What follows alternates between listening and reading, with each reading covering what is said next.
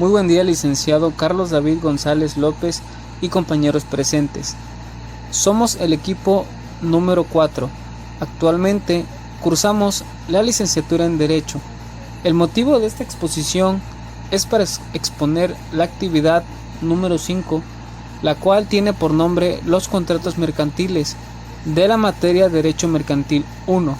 Mi equipo está conformado por los siguientes integrantes: Berta Natalie Pacheco Sánchez, María de los Ángeles López Correa, José Benito Cázares Salazar, Luis Manuel Pérez Becerra y un servidor, Carlos Ángel Alcalá Montero.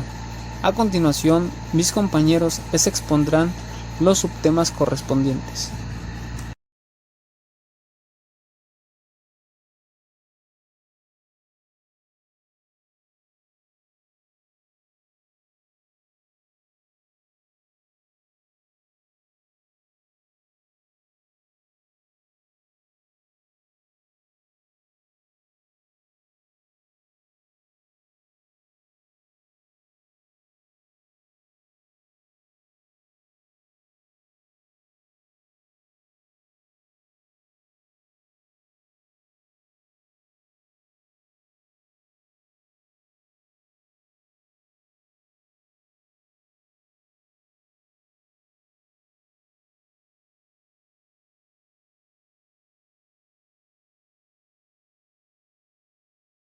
Buenos días, licenciado y compañeros. Soy José Benito Cázares Salazar del equipo 4 y el tema que voy a exponer es el de operaciones de crédito y bancarias. Crédito. El crédito ha sido definido como el cambio de una riqueza presente por una riqueza futura. Esta definición, si bien no puede ser objetada, es en cambio demasiado general y es nuestro propósito adecuarla a la economía bancaria que constituye nuestro especial interés. Operaciones de crédito. Para que haya operación de crédito es indispensable que la conveniencia económica exista tanto para la parte que se desprende el propio ahorro como para la parte que lo recibe. Para el prestamista, esta conveniencia consiste en general en la confianza de recibir una contraprestación que la mayor parte de las veces implica recibir un interés, mientras que otras veces consiste en servicios y no en bienes, como sería la administración gratuita de la cosa, en cuyo caso el goce del ahorro ajeno se compensa con un servicio. Operaciones bancarias. Una operación bancaria, por ende, hace referencia a cualquier actividad que desarrollada por un banco preste servicio a los clientes de este. Estas operaciones se realizan por la necesidad que surge a la sociedad de realizar operaciones financieras entre sí, teniendo que realizarlas la entidad a través de estas operaciones. Se entiende también como el contrato concluido entre un particular y una entidad financiera, contrato producido como consecuencia del desarrollo profesional y habitual de la actividad de una determinada entidad bancaria. Características de una operación bancaria. Se considera una operación bancaria a toda actividad que una entidad financiera desarrolla con el fin de ofrecer sus servicios a un cliente. Por esta razón, cualquier operación que conlleve la ejecución de un servicio por parte de una entidad financiera para un cliente es una operación.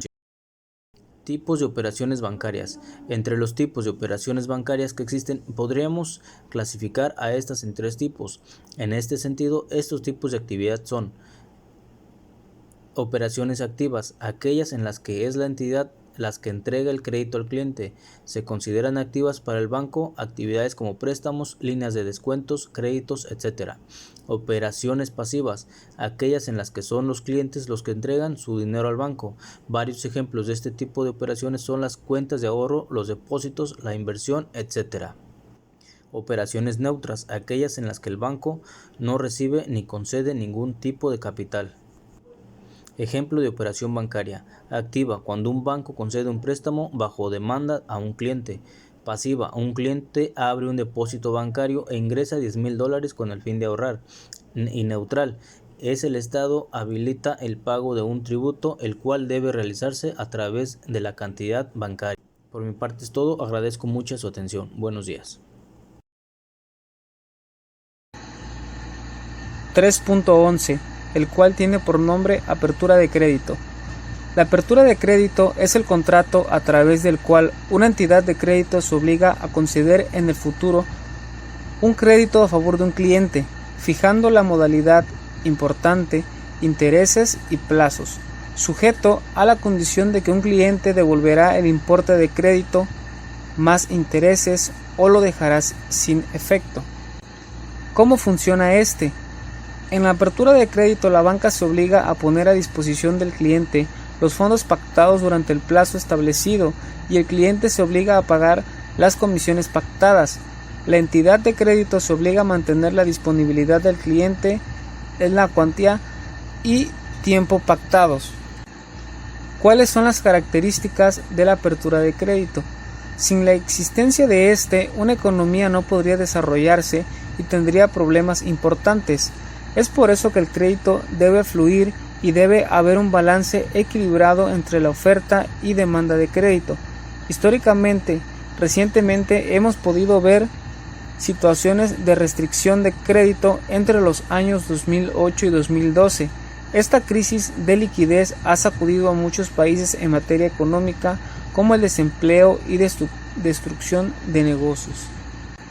Su expansión, concesión de crédito, supone un desahogo para cualquier economía o país, dado que permite obtener financiación que se inyecta a través de los bancos principalmente y que habilita el desarrollo de inversiones en sectores productivos, así como la creación de empleo, además de incentivar el consumo. Es importante que los agentes financieros con exceso de oferta faciliten el acceso al crédito siempre y cuando exista una demanda solvente. Por tanto, el exceso de oferta y la demanda solvente son las dos variables más importantes para una entidad financiera preste dinero y fluya en la economía en forma de creación de nuevos negocios y puestos de trabajo estables. Por tanto, las entidades deben permitir el acceso al crédito a un coste razonable y las personas físicas o jurídicas que piden prestado dinero deben hacerlo demostrando que tienen capacidad de pago. De lo contrario, cuando se producen impagos y aumenta la morosidad, se pone a las entidades financieras en serios problemas, dado que si existe una excesiva acumulación de impagos, el ratio de mora de la entidad puede llegar a subir y puede contagiar al sector financiero y al resto de sectores de la economía. Este factor fue, entre otros, uno de los determinantes de una de las crisis recientes más importantes tras la caída de Lehman Brothers. Por ello, tras la experiencia vivida, los países y sus reguladores buscan intensificar y medir estos riesgos a través de herramientas sofisticadas y cálculos matemáticos que tienen en cuenta todos los factores posibles para evitar que se pueda dar el riesgo de incumplimiento de pago en la deuda. Tipos de crédito. El financiamiento puede ser útil en muchas etapas de la vida. Lo principal es entender que el crédito, si aprendes a manejarlo adecuadamente, es una herramienta que te ayudará a conseguir tus objetivos. Por último, les comentaré algunos tipos de financiamiento que existen en el mercado. Tarjetas de crédito bancarias, tarjetas de crédito departamentales, préstamos personales, créditos específicos, créditos de nómina, préstamo de adquisición de bienes de consumo duradero, crédito hipotecario y por último, tu propia cuenta de inversión.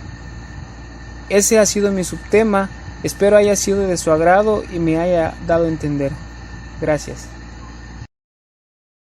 Soy Natalie Pacheco Sánchez y es un gusto saludarlos de nuevo. El tema en esta ocasión es el depósito bancario. Para comenzar, vamos a definir qué es un depósito bancario.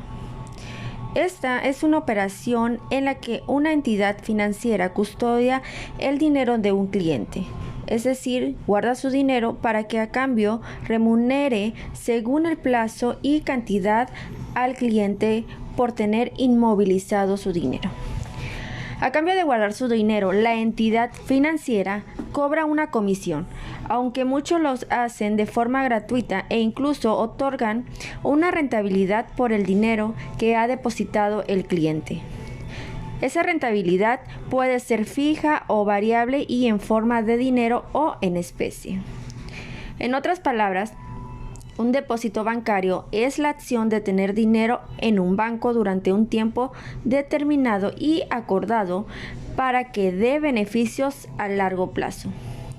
Existen dos tipos de depósitos bancarios: Este es el depósito a la vista.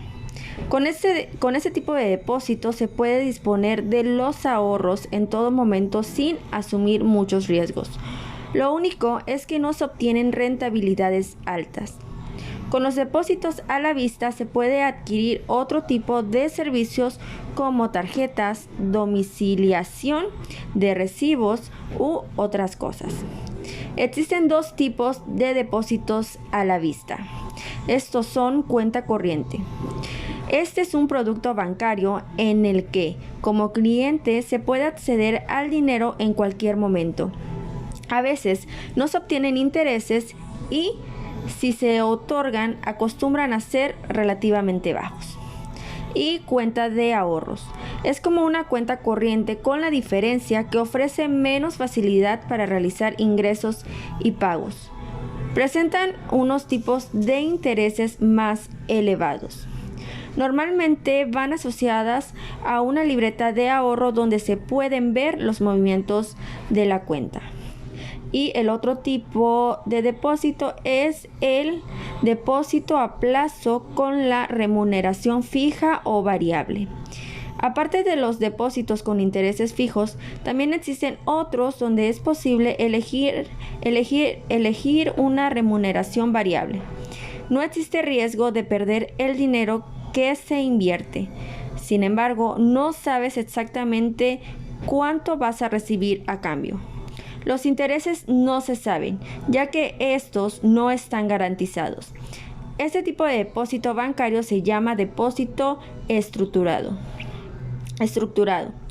Los depósitos estructurados son unos productos de ahorro los cuales la rentabilidad y el riesgo se vinculan de manera directa a la evolución de un activo financiero que puede ser, por ejemplo, acciones en la bolsa de valores.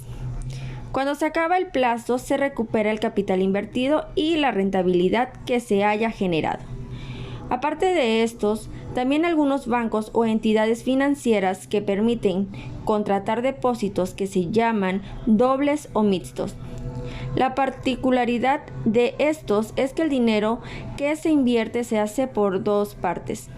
Por ejemplo, una parte a un plazo e interés fijo y otra que puede tener un índice variable o bien un fondo de inversión. Buenas noches y buenos días. Estamos de nuevo con la materia y estamos de nuevo con mucho gusto con ustedes en la materia de Derecho Internacional Privado. En esta vez nos tocó hablar dentro del equipo 4 los contratos mercantiles, dentro del subtema 3.13 el fideicomiso. Y esta materia lo representa el catedrático licenciado Carlos David González López y su servidor Luis Manuel Pérez Becerra. Concepto de fideicomiso. Vamos a empezar con estas nociones. Fideicomisum, de fides, fe y committere, encomendar. Un fideicomiso es una operación mercantil mediante la cual una persona, fiscal o moral, llamada fideicomitente, destina ciertos bienes a la realización de un fin lícito determinado, encomendado a una institución de crédito. En este caso es el artículo 381 de la Ley General de Títulos y Operaciones de Crédito, artículo 381. Objetos de un fideicomiso: toda clase de bienes y derechos de propiedad del fideicomitente, salvo aquellos que conforme a la ley sean estrictamente personales de su titular, artículo 386 de la Ley General de Títulos y Operaciones de Crédito. Fin del fideicomiso: aquel que se destina al objeto que debe ser lícito y determinado. Partes del fideicomiso: fideicomitente, persona físico-moral que constituye o fideicomiso para destinar ciertos bienes o derechos a la realización de un fin lícito y determinado y encarga dicha realización a una institución de crédito. Fiduciario: es la persona encargada por el fideicomitente de realizar el fin del fideicomiso. El fiduciario se convierte en el titular del patrimonio constituido por los bienes o derechos destinados a la realización de tal finalidad. Fideicomisario: persona físico-moral que recibe el beneficio derivado de un fideicomiso. Y bueno, un poco de historia.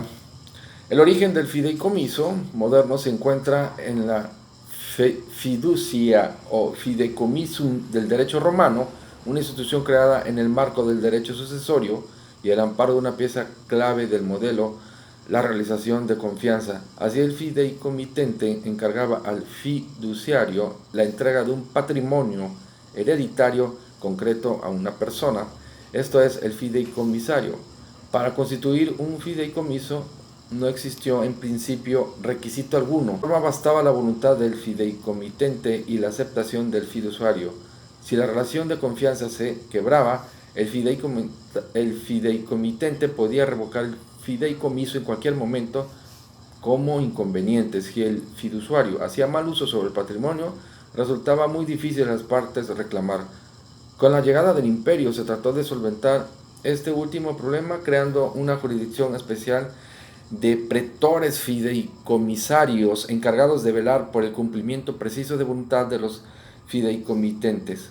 Con el tiempo la figura del fideicomiso decayó y prácticamente se asimiló a los legados, aunque los fideicomisos siguieron ajenos al testamento, mientras que el legado debía constar en él. ¿Cómo y para qué sirve el fideicomiso? El fideicomiso sirve de marco y sustento jurídico para la asignación de beneficios económicos derivados de la propiedad de ciertos bienes conforme a la voluntad de su dueño y con efectos hacia el futuro. Es un modo de disposición de propiedad que ata los bienes a un destino determinado en interés de personas distintas de aquella que recibe la propiedad. Su interés práctico deriva precisamente de tres atributos. Los bienes en cuestión son enajenados por su dueño, quien los transfiere a título fiduciario. No es lo mismo que la transmisión de la propiedad a título oneroso o gratuito, pero se trata de un acto de disposición del titular. Técnicamente el contrato de fideicomiso se da entre dos partes, llamadas partes stricto sensu, fideicomitente fiduciante, fideicomitido y fiduciario. Aunque la relación fiduciaria se da entre cuatro sujetos, lo antes mencionados, más el beneficiario, entre paréntesis que puede o no existir, y el fideicomisario. El fiduciante decide disponer de ellos a favor de un fiduciario para cumplir un fin determinado. El primer paso generalmente es dado por el fiduciante, quien busca o elige un fiduciario en vista a pactar con él las condiciones de un acuerdo que puede tener extensas proyecciones en el tiempo. El rol del fiduciante como impulsor de los actos que han de llevar a la constitución del fideicomiso consiste en la designación del fiduciario en virtud de la confianza que se deposita en él, la decisión de desposeerse de ciertos bienes de su propiedad y transferirlos al fiduciario, la especificación de los fines para los cuales es instituido el fideicomiso y en particular el nombramiento de los beneficiarios de interés de quienes habrá de actuar el fiduciario. Bueno, esto es todo, y como hemos comentado anteriormente en las videoexposiciones, están a su disposición las lecturas, las bibliografías, para que quede más entendible. Bueno, gracias por su atención y pues seguimos atentos y les deseo que pasen un buen día. Gracias. Buenas tardes, soy María de los Ángeles López Correa y nos tocó a Berta Natalie Pacheco Sánchez y a una servidora hablar sobre el decreto del 29 de junio de 1944. Esta sería mi parte que me tocó hablar. En el diario oficial del 7 de julio de 1944 se publicó el decreto de junio de 1944 que establece la necesidad transitoria de obtener permiso para adquirir bienes a extranjeros y para la constitución o modificación de sociedades mexicanas que tuvieran socios extranjeros. El presidente Manuel Ávila Camacho, en el ejercicio de las facultades extraordinarias que le concedió el decreto que aprobó la suspensión de garantías individuales del 1 de junio de 1942, con motivo de estado de guerra de México con Alemania, Italia y Japón, fundados en la notable afluencia de capitales procedentes del exterior, que al huir de su país por la restricción derivadas de la misma guerra, pueden emplearse con facilidad en adquisiciones y acaparamientos de determinados inmuebles y empresas agrícolas, ganaderas, forestales, industriales y comerciales, con perjuicio de la conveniente distribución de la propiedad territorial y de la debida participación de los mexicanos en el desenvolvimiento económico de la República. El artículo primero, durante el tiempo en el que permanezca en vigor la suspensión de garantía decretada el 1 de junio de 1942, los extranjeros y las sociedades mexicanas que pueden tener socios extranjeros solo podrán, mediante permiso que previamente y en cada caso otorgue la Secretaría de Relaciones Exteriores. Eso sería todo por mi parte y muchas gracias por su atención. Gracias maestro y gracias compañeros.